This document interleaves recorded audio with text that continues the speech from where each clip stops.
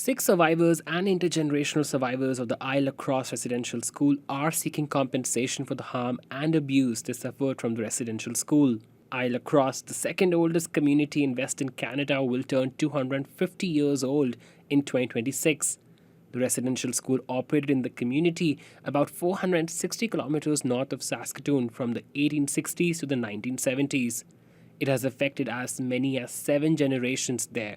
Métis Nation Saskatchewan is supporting the proposed class action. It says the communities need reparation. And you see the harm. You see the suicides. You see the abuse of drugs and alcohol. You see beautiful, beautiful communities, but you see the loss of language, the loss of culture, the grieving for the land. That was as a result of this residential school that has not been acknowledged. This isn't the first time Île-à-Crosse has asked for acknowledgement. A lawsuit was filed 15 years ago, but members say justice is yet to be served. In the last year itself, the community has lost 20 survivors who had hoped for compensation. Louis Gardiner is one of the remaining survivors and the plaintiff. Starting at age 5, he attended the school until 1969. He says they were punished with a strap if they spoke their own language. He even ran away once, only to be sent back.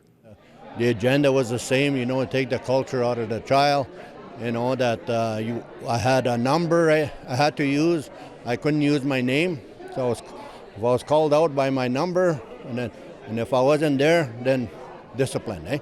Duane Favel is the mayor of Île-à-Crosse and is also a day school survivor. He says Métis people are the only Indigenous group in the country who have yet to settle residential school system issue. If we're going to, change direction, in our communities and bring health and wellness, like I said, back into our communities, we need this recognition. We need the federal government and the provincial government to say yes.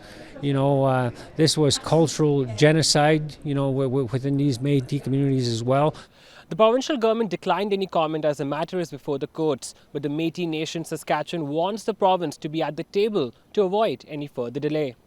Pratish Dayal, CBC News, Saskatoon.